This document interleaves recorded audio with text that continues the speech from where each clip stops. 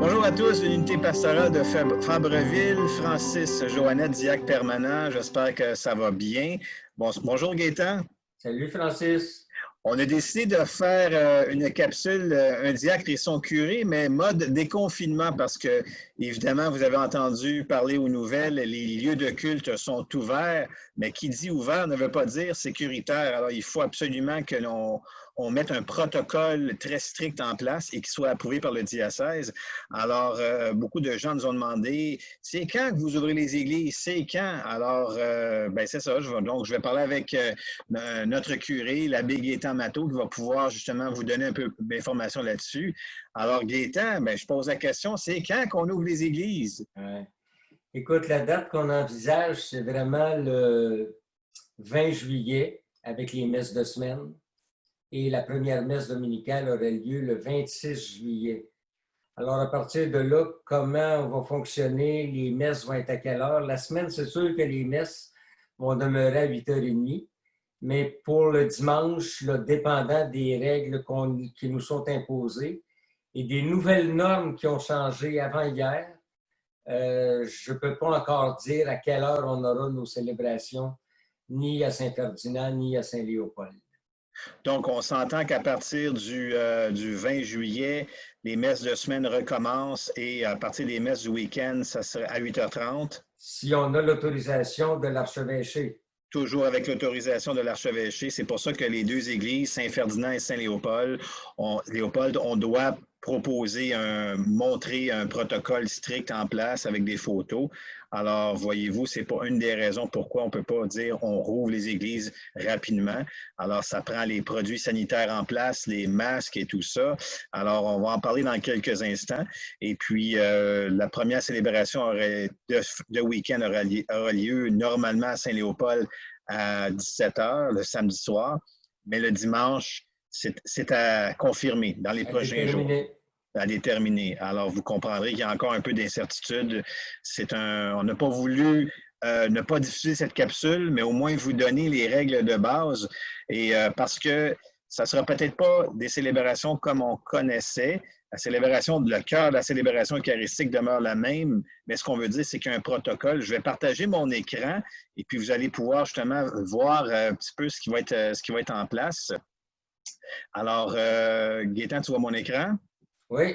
Alors, voyez-vous, c'est ce qui est proposé dans l'Église. Je ne sais pas, Gaétan, si tu veux le commenter un petit peu les écoute, je pense qu'au départ, se désinfecter les mains à l'entrée et à la sortie, c'est déjà exigé dans tous les lieux publics. Ouais. Et l'Église est un lieu de rassemblement, mais un lieu public. Alors, c'est sûr que la désinfection des mains à l'entrée et à la sortie est importante. Ouais. Il y aura des trajets à suivre dans l'Église pour aller à nos bancs, pour ressortir de l'Église ou pour fonctionner pendant la communion. Il faudra respecter les flèches qui seront au sol pour indiquer aux gens par où se déplacer, dans quelle voie se déplacer. Oui. Puis les consignes du placier, parce qu'il y aura des placiers dans les églises pour s'assurer que les gens s'assoient au bon endroit. Tout ça dans le but de respecter la distanciation de 2 mètres qui est encore imposée par le ministère de la Santé publique. Et le masque va être obligatoire pour tous les paroissiens. Alors, c'est sûr que les paroissiens sont invités à entrer dans l'Église avec leur masque et à repartir de l'Église avec leur masque. Le seul moment où ils vont pouvoir l'enlever, ça va être au moment de la communion, quand ils vont déposer l'hostie dans leur bouche.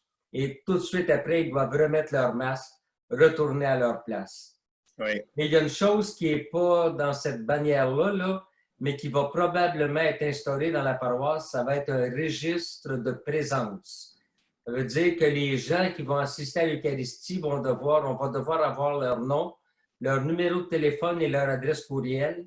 Parce que si jamais, ce qu'on n'espère pas, il arrivait une éclosion, il faut être capable de communiquer à tous ces gens-là pour leur dire qu'ils ont été en contact avec quelqu'un qui a la COVID-19 et qu'il faut aller passer un test. Oui.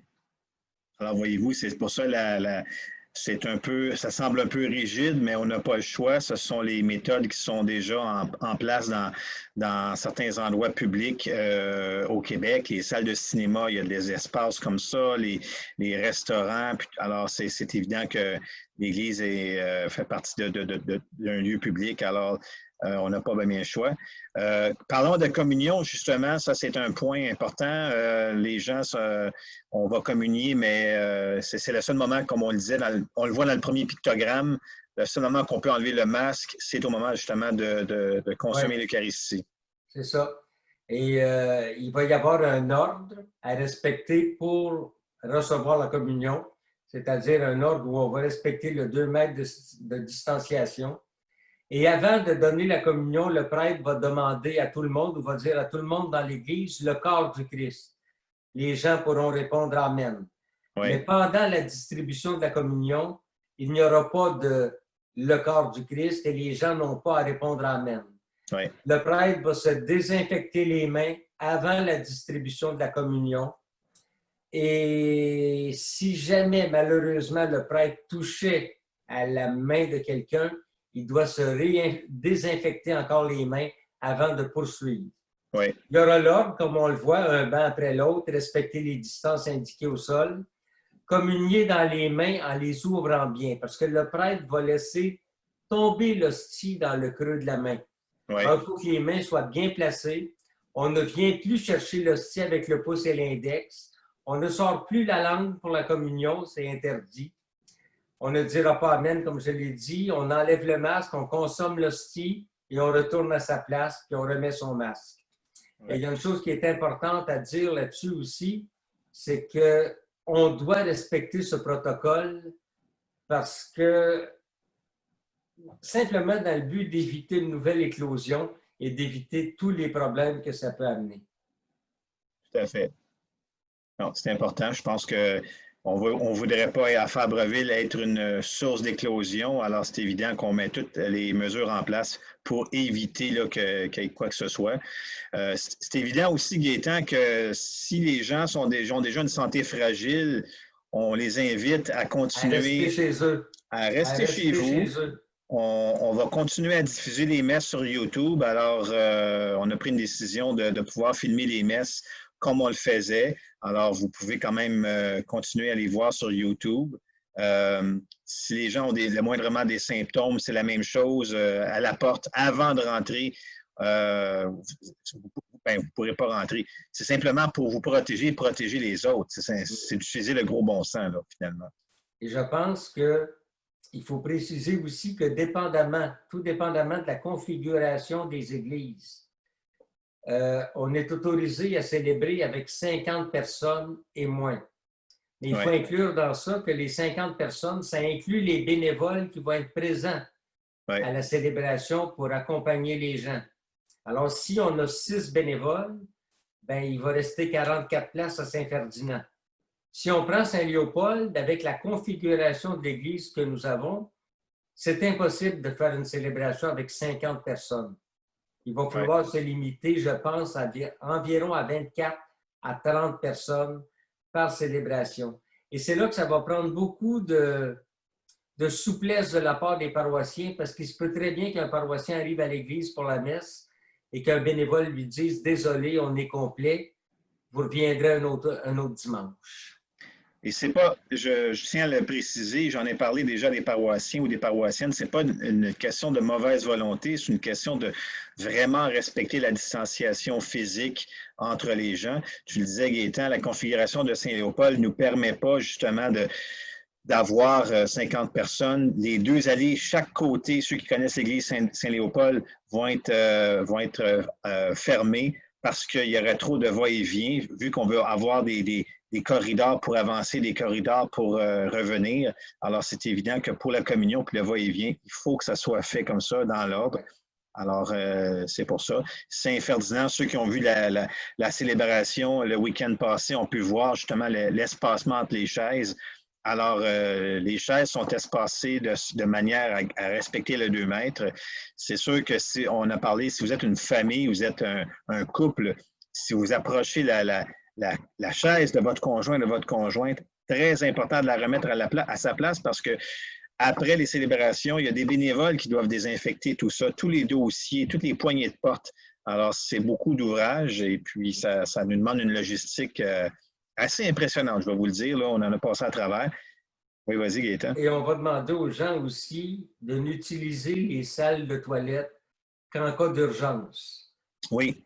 Et dans chaque salle de toilette, il y aura du désinfectant et un linge approprié pour désinfecter le siège de toilette, la poignée de la chasse d'eau, les robinets, tout ce qui a été touché devrait être désinfecté par les personnes qui utilisent la toilette. Alors, c'est pour ça qu'on demande à ce que la toilette ne soit utilisée qu'en cas d'urgence seulement. Excellent, oui, tout à fait. Alors, vous êtes responsable de nettoyer avant, puis nettoyer donc après. De cette façon-là, vous vous protégez vous, puis vous protégez le suivant s'il a oublié, mais en cas d'urgence, le plus possible, évidemment, parce que ça évite justement les va-et-vient. En fait, il y a deux mots, moi, qui me reviennent à travers ça, Gaëtan, c'est discernement et gros bon sens. Tu sais, je pense que si déjà en partant, tu es prédisposé avec des problèmes pulmonaires, ben restez à la maison, on va prier pour vous. Vous pouvez quand même communiquer avec l'abbé Matteau, son numéro de téléphone, ça va lui faire plaisir de parler avec vous. Il s'ennuie, appelez-le. Et puis, le gros bon sens, c'est que si vous arrivez devant une porte et on vous dit « Désolé, c'est complet », ne le prenez pas personnel. C'est vraiment parce que c'est la situation qui le veut. Là. Oui. Alors, les heures des messes vont être communiquées, vont être sur le site Internet. On va sûrement refaire une capsule en le disant aussi. Alors, suivez-nous sur Facebook et YouTube et puis également sur le site de la paroisse.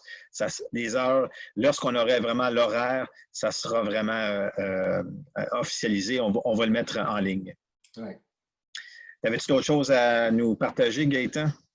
Non, écoutez, je souhaite juste aux paroissiens qu'ils espèrent que ça arrive le plus tôt possible, le 20 juillet, que ça se fasse dans le respect des règles de la sécurité, de la santé publique du Québec. Oui. Et tout ça, comme tu le disais, dans le but non pas d'être désagréable, mais dans le but de protéger les gens et de se protéger soi-même. Parce que si je prends le cas de l'abbé Fournel qui va venir célébrer, ben, à l'âge qu'il a, l'abbé Fournel est quand même quelqu'un de plus vulnérable. Oui. Alors, il faut prendre soin des plus vulnérables et il faut donner le maximum pour protéger les gens, pour protéger, surtout pour nous empêcher de vivre une nouvelle éclosion. Tout à fait. Si vous avez des questions, ne vous gênez pas pour appeler l'abbé Matteau. Le numéro de téléphone va être diffusé dans cette capsule. Et écrivez-nous sur le site Facebook ou pastofabreville.org, le site web. Ça nous fera plaisir d'y répondre. Ben, Gaëtan, merci encore une fois. Merci à toi, Francis. On continue notre bon travail de clérical et aussi, je dirais, de déconfinement parce que c'est pas évident. Non, vraiment pas. Merci à tous et bonne journée. Bye bye. Stop.